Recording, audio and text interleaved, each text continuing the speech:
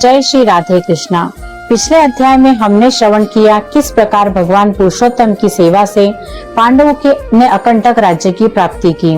आइए अब श्रवण करते हैं राजा दृढ़धनवा की कथा 13वें अध्याय में।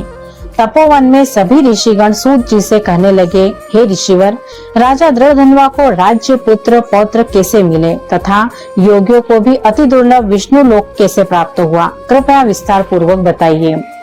सूत जी बोले, हे ऋषिगणों, आकाश गंगा की तरह पवित्र करने वाली दृढ़धनवा की कथा सुनो।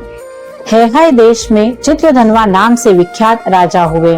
उनके पुत्र का नाम था दृढ़धनवा, जो महातेजस्वी, सभी गुणों से युक्त, सत्यवादी तथा धार्मिक था। दृढ़धनवा ने अपने गुरु से षड अंगों, चारों वेदों की शिक्षा प्राप्त की और अपने राज्य में लौट आए। उन्हें सर्वगुण संपन्न जानकर अपना सारा राज्य दृढ़धनवा को सौंपकर राजा चित्रधनवा पुनः ऋषि के आश्रम को चले गए। वह भगवान श्री हरि का तप करके उनके परम धाम को प्राप्त हुए। जब राजा दृढ़धनवा ने अपने पिता की मृत्यु का समाचार सुना तो उनकी और दैहिक क्रिया की और राज्य करने लगे। दृढ़धनवा का विवाह गुण सुंदरी नाम की कन्या से हुआ, जिससे उन्हें 4 पुत्र और 1 पुत्री की प्राप्ति हुई। उनके पुत्र चित्रवाक, चित्रवाह, मणिमान और चित्रकुंडल नाम से विख्यात हुए। श्री नारायण कहने लगे कि एक समय सोते हुए उस राजा के मन में यह विचार उत्पन्न हुआ कि मेरा यह सब वैभव किस पुण्य के प्रभाव से हुआ। न मैंने कोई तप किया, न दान दिया, न कुछ भी हवन किया।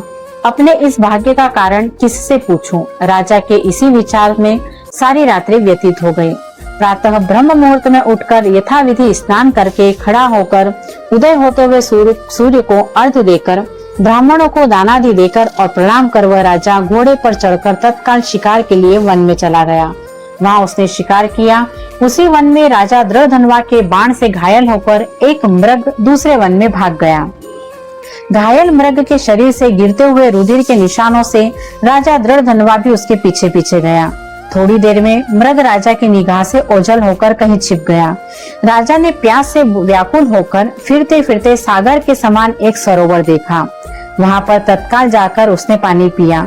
वहीं उसने अत्यंत घनी छाया वाला वटवृक्ष देखा। उसकी जटा में घोड़े को बांध राजा वहाँ पर बैठ गया। वहाँ पर वाणी बोलता हुआ एक शुक्ल पक्षी तोता आया। राजा को बैठा हुआ देख वह शुक बार बार एक ही श्लोक बोलता रहा, तू पृथ्वी में अत्यंत सुखसार वस्तु को नहीं विचरता तो कैसे पार पहुँचेगा।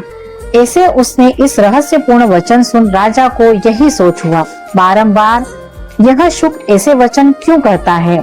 क्या यह सुखदेव जी हैं? मुझ मूढ़ को संसार सागर में डूबे हुए देख हमें श्री कृष्ण का भक्त समझ हम पर कृपा कर उद्धार करने के लिए आए हैं। वह इस प्रकार विचार में ही था तब पीछे से उनकी सेना आ गई और वह तोता राजा को उपदेश दे अंतर्ध्यान हो गया और राजा अपने नगर में शुक के वाक्य स्मरण करता रहा। इस प्रकार 13वां अध्याय समाप्त होता है। राजा की चिंता का समाधान किसने किया और कैसे किया, जानेंगे अगले अध्याय में। अगर आपको यह दिव्य कथा पसंद आई हो तो कमेंट में राधे राधे अवश्य लिखें और साथ ही चैनल को लाइक एवं सब्सक्राइब अवश्य करें और ज्यादा से ज्यादा शेयर करें। हमारे साथ जुड़े रहने के लिए आप सभी को बहुत बहुत धन्यवाद। राधे राधे।